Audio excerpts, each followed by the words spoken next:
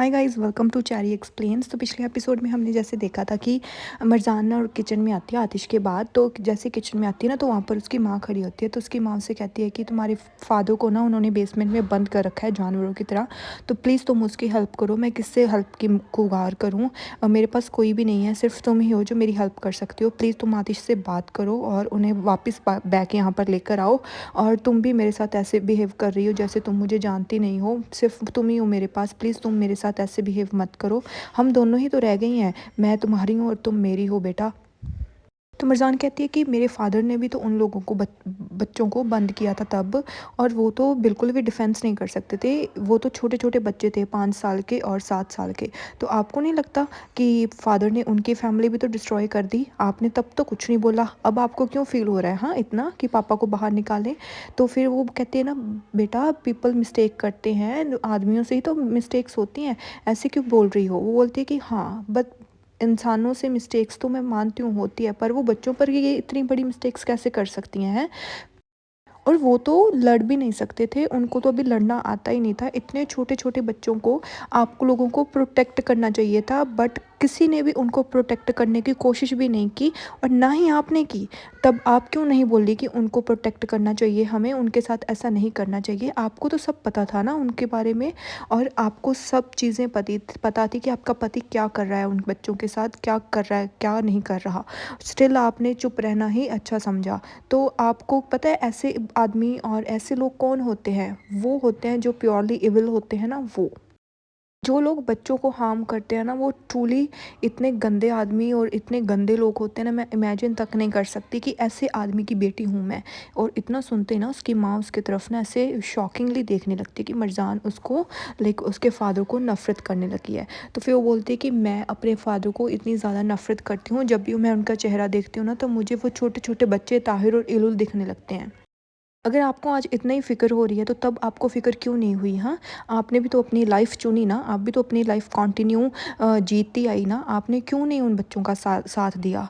और आपको भी तो दिल नहीं है, आपका बिल्कुल भी अच्छा दिल नहीं है माँ। आप ये कभी भी मत सोचना कि आपका दिल बहुत अच्छा है, आपका घटिया दिल है एकदम।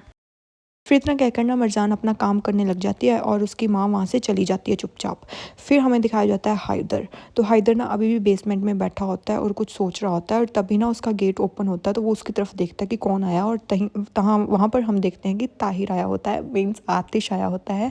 तो जैसे ही आतिश उसके पास आता है ना, तो वो बोलता है कि तुम्हें पता है क्या इलुल की सर्जरी किसने परफॉर्म की थी, और मुझे बताओ जल्दी से किसने परफॉर्म की थी उसकी सर्जरी। तो हाइदर कहता है मुझे कुछ नहीं पता उसके बारे में। तो ना जाकर आतिश ना उसका गला पकड़ लेता है और बोलता है कि अभी तुम्हें याद दिलवाता हूँ।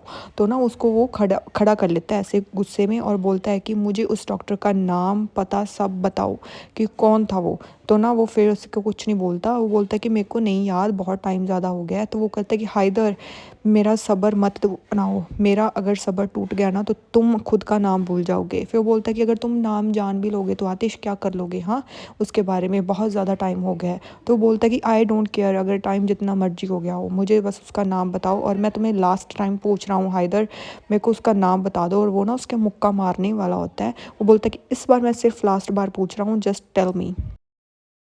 तो हाइदर ना ऐसे शॉक हो जाता है, और वो ना ऐसे आतिश की तरफ देखने लगता है, क्योंकि आतिश ना बहुत ज़्यादा ऐसे गुस्से में होता है।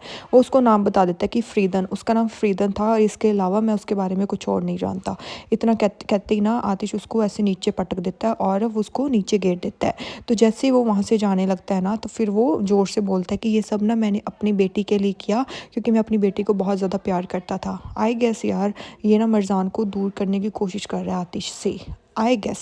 तो फिर वो बोलता है कि मैंने उसके लिए एक लाइफ सेक्रीफाइस की है, और उसका मुझे कोई भी पछतावा नहीं है, मैंने मरजान की जान बचा ली, और इससे मुझे बहुत अच्छा लग रहा है। और इतना सुनते ही ना आतिश को बहुत ज़्यादा ऐसे गुस्सा सा आने लग जाता है कि ये क्या बकवास कर रहा है, पर वो कुछ नहीं बोलता और वो वहाँ से चला जाता है। और हाइदर ने ऐसे कुछ सोचने से लगता है, आई गेस गाइस कुछ तो गड़बड़ है।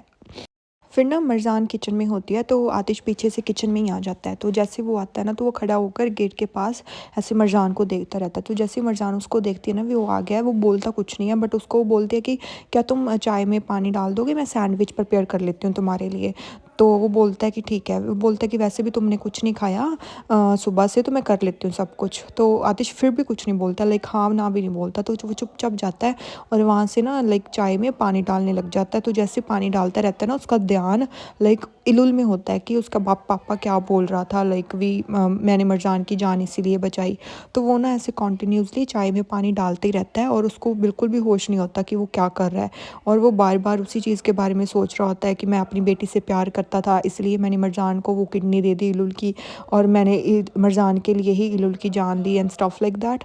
तो फिर ना उसको बहुत ज़्यादा ऐसे फील हो रही होती है और उसका ध्यान बिल्कुल भी चाय में नहीं होता और वो कॉन्टीन्यूसली पानी डालते ही रहता है। और वो ना चाय गरम गरम आतिश के हाथ पर गिर रही होती है, पर आतिश को स्टिल कुछ भी नहीं पता चल रहा होता। तभी मरजान देख लेती है और वो चिल्लाती हुई आती है कि आतिश आतिश ये तुम क्या कर रहे हो, हाँ रुको रुको रुको रुको। पर आतिश का फिर भी ध्यान नहीं होता। फिर ना मरजान ऐसे उसका हाथ पकड़ लेती है और बोलती है कि ये नीचे रख दो। तो वो उसको बोलते है कि क्या हुआ तुम्हें, हाँ तुम ठीक तो हो ना, चलो वाट पानी डाल देते हैं ऊपर, जल्दी ठंडा पानी डालते हैं। तो वो ना आतिश का हाथ पकड़ कर ऐसे टैप के पास लेकर आती है और वो आतिश की तरफ देख रही होती है, बट आतिश कोई भी इमोशन शो नहीं करता अपने फेस पर बिल्कुल भी। और वो ना फिर टैप ऑन कर देती है और उसका हाथ उसके नीचे कर देती है और आतिश की तरफ ऐसे कॉन्टीन्यूसली देखती रहती है। फिर ना वो जल्दी से भागती है, आइस लेकर आती है और ना जैसे ही आइस उस पर लगाती है ना, तो मरजान फिर उसके फेस पर तरफ देखने लगती है। तो आतिश स्टिल कोई भी ऐसे ना इमोशंस नहीं दिखाता। तो वो पूछती है कि क्या आतिश तुम ठीक हो? वो बोलता है कि हाँ मैं ठीक हूँ। फिर वो बोलती है कि नहीं तुम ठीक नहीं हो, तुम्हें हुआ क्या है, हाँ कुछ तो बात है जो तुम ऐसे रिएक्ट कर रहे हो, प्लीज़ टेल मी कि तुम्हें क्या हुआ है, तुम मुझे बता क्यों नहीं देते, हाँ बताओ ना क्या हुआ है। तो आतिश ना उसे गुस्से में बोलता है कि मैंने कहा ना मैं ठीक हूँ, आई एम फाइन। तो अब मरजान ना चुपचाप उसकी तरफ देखने लगते हैं। यार I feel so bad for her also यार। फिर वो बोलता है कि जलने दो इसे, वैसे भी इतनी सी जलन से मुझे कुछ नहीं होने वाला, ठीक है ना। तो वो इतना कहते ना वो अपना हाथ उससे छुड़वा लेता है और वो बोलता है कि जो आइस है ना, ये मेरे अंदर की आग को नहीं मिटा सकती, सो प्लीज़ इसे जलने दो, I don't care about it. तो फिर ना वो उसका अपना हाथ उससे दूर कर लेता है और ना वो अपने जाकर टेबल पर बैठ जाता है। तो जैसे टेबल पर बैठता है ना, तो मरजान वहाँ पर सोचती रहती है कि इसको हुआ क्या है, और वो उसकी तरफ कॉन्टीन्यूसली ऐसे देखती रहती है बिना कुछ कहे। और आतिश भी उसको कुछ नहीं बोलता और वो उसकी तरफ ऐसे देखती रहती है। फिर हमें दिखाया जाता है दीमत और जो नज़ीर है। तो नज़ीर ना दीमत के पास आता है और उससे पूछता है कि कुछ तुम्हें पता लगा क्या मरजान के बारे में। तो फिर वो बोलते कि आप मरजान के बारे में क्यों पूछ रहे हो। वो बोलता है कि वो मेरे हमेशा दिमाग में ही रहती है, मुझे ऐसे लगता है कि वो सेफ़ नहीं है उन लोगों के साथ। तो फिर वो बोलता है कि हाँ पर मुझे पता है कि सेफ़ नहीं है, बट स्टिल वो आतिश पर बहुत ज़्यादा ट्रस्ट करती है एंड आतिश उसको कुछ नहीं होने देगा, आपको इसकी चीज़ की फ़िक्र करने की ज़रूरत नहीं है। वो बोलता है कि नहीं, वो जस्ट ऐसे रिएक्ट कर रही है क्योंकि वो डर रही है और उसको ऐसे है कि आतिश उससे दूर ना हो जाए। फिर ना वो कहता है कि मैं उससे आज मिलूँगा और मैं उसको ना सजेस्ट करूँगा कि जो घर मैंने उसके लिए ख़रीदा है ना, वो उसमें मूव हो जाए। तो वो शॉक हो जाती है, क्या आपने उसके लिए घर ख़रीदा है? तो वो आपके घर में क्यों एक्सेप्ट करेगी रहना, बताओ मुझे। वो ऐसा कभी भी नहीं करेगी भाई। आपको लगता है कि वो ऐसा कुछ करेगी कि वो आपकी हेल्प लेगी और उसमें चली जाएगी? तो आपको ऐसे पुश नहीं करना चाहिए उसे, मुझे नहीं लगता कि वो ऐसे छोड़ेगी। आपको ना अपना पैशन ये छोड़ देना चाहिए मरजान के ख़िलाफ़। तो इतना सुनते ही ना नज़ीर को उस पर गुस्सा आता है। वो बोलता है कि मैं ऐसे गिव अप नहीं कर सकता, समझाई तुम्हें?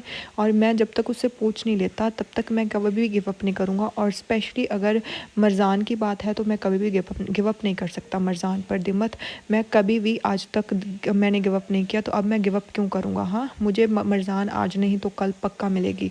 और वैसे भी आतिश के साथ उसका कोई भी फ्यूचर नहीं है, और वैसे भी जब आतिश वहाँ यहाँ से चला जाएगा तो मरजान किसके पास जाएगी, मेरे पास ही आएगी ना। और इतना सुनते ही ना दीमत ऐसे शॉक हो जाती है। वो बोलती है कि आपको ऐसे क्यों लग रहा है भाई, वो ऐसे आपके पास आएगी? उसके पास्ट में बहुत कुछ हुआ था, बट वो चीज़ें वो बहुत दूर तक छोड़ आए हैं, बट अब मुझे ऐसे लगता है कि वो हमेशा अब आतिश के साथ रहेगी। वो आपका ऑफ़र कभी भी एक्सेप्ट नहीं करेगी, कभी भी आपकी हेल्प नहीं मांगेगी। तो नज़ीर उसे कहता है ना, मैं तो उससे पूछूंगा, और मैं वैसे भी ट्राई किए बिना कैसे मान लूँ कि वो उससे मेरी हेल्प नहीं चाहिए, तो उसको मेरी तो हेल्प वैसे भी चाहिए, तो मैं तो उससे पूछूंगा। तो दीमत भी ऐसे शॉक हो जाती है और नज़ीर वहाँ से उठकर चला जाता है और यहीं पर ये एपिसोड एंड हो जाता है।